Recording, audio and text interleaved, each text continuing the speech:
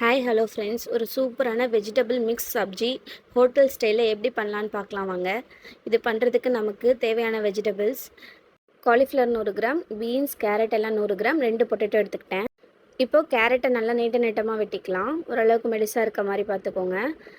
அதே மாதிரி பொட்டேட்டோவை க்யூப்ஸாக வெட்டிக்கலாம். ஒரு சைடில் 6 க்யூப்ஸ் வர மாதிரி வெட்டிக்கிட்டேன். பீன்ஸை கொஞ்சம் நீளமாக வெட்டிக்கிட்டேன். இதெல்லாம் நல்லா வெட்டினதுக்கப்புறம் காலிஃப்ளவரையும் நல்லா நீட்டமாக வெட்டி வச்சுக்கிட்டேன். இதுக்கு கேப்சிகம் ஆட் பண்ணியிருக்கேன். ஸோ 1/4 கேப்சிகம் எடுத்துக்கிட்டு 100 கிராம் பட்டாணி எடுத்துக்கிட்டேன். ஒரு பெரிய வெங்காயம், 4 தக்காளி, 10 பல் பூண்டு, ஒரு துண்டு இஞ்சி எல்லாம் கட் பண்ணி வச்சுக்கிட்டேன். இப்போது கட் பண்ணி வச்ச தக்காளியும் இஞ்சி பூண்டு பேஸ்ட்டையும் நல்லா அரைச்சி எடுத்து வச்சுக்கலாம் தனித்தனியாக. தாளிக்கிறதுக்கு ஜீரகம், மிளகு, கருவேப்பிலை, கொத்தமல்லி எல்லாம் எடுத்து வச்சுருக்கேன். 1 டேபிள் ஸ்பூன் அளவு குழம்பு மிளகாய்த்தூள், 1/4 டீஸ்பூன் கரம் மசாலா எடுத்து வச்சுருக்கேன். இப்போது வெட்டி வச்சுருக்க காய்கறி எல்லாம் வேக வச்சுக்கலாம். அதுக்கு ஒரு பாத்திரத்தில் சுடு தண்ணி வச்சுட்டு, சுடு தண்ணி நல்லா கொதி வந்தோடனே அதில் காலிஃப்ளவரையும் பட்டாணியும் சேர்த்துக்கலாம். மேலே ஒரு பிளேட்டில் நம்ம மீதி இருக்க கேரட், பீன்ஸ், கேப்சிகம், உருளைக்கிழங்கெல்லாம் சேர்த்து நல்லா வேக வச்சிடலாம். நான் இட்லி குக்கர் தான் இதுக்கு யூஸ் பண்ணியிருக்கேன்.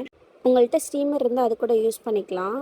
இப்படி நல்ல காயெல்லாம் வெந்து வந்துடட்டும். இதுக்கு ஒரு 7 மினிட்ஸ் ஆகும். ஒரு 50% அளவு பாயில் பண்ணியிருந்தால் போதும். இப்போது ஸ்டவ் ஆன் பண்ணி கடாயை வச்சுட்டு கடாயில் 2 டேபிள் ஸ்பூன் அளவு ஆயில் சேர்த்துக்கலாம். ஆயில் நல்லா சூடாகட்டும்.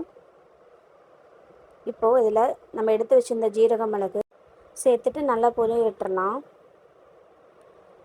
இப்போ ஜீரக மிளகு நல்லா பொரிஞ்சோன்னே அதில் நம்ம எடுத்து வச்சுருந்த கருவேப்பிலையை சேர்த்திடலாம். கருவேப்பிலையை நல்லா பொரியட்டும்.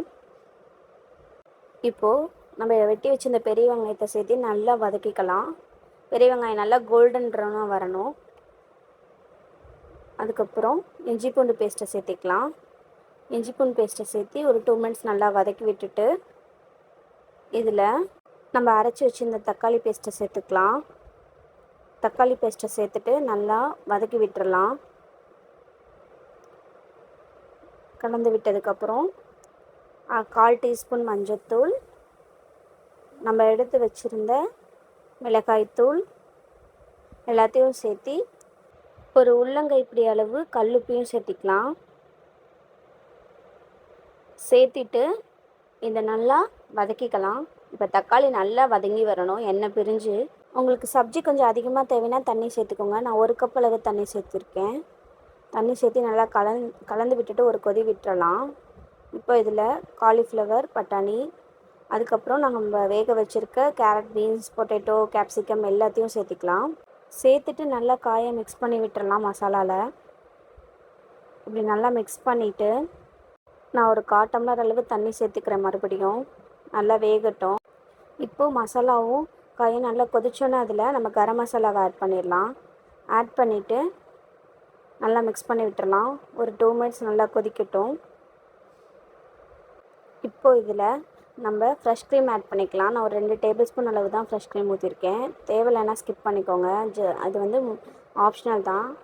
இப்போ நம்ம வெட்டி வச்சுருக்க கொத்தமல்லியை தூவி இறக்கிடலாம். சூப்பரான வெஜ் மிக்ஸ் சப்ஜி ரெடி. இது சப்பாத்தி, பரோட்டா, சாப்பாடுன்னு எல்லாத்துக்குமே சூப்பராக இருக்கும். ஒரு வாட்டி ட்ரை பண்ணி பாருங்கள். வீடியோ பிடிச்சிருந்தால் லைக், ஷேர், சப்ஸ்கிரைப் பண்ணுங்கள்.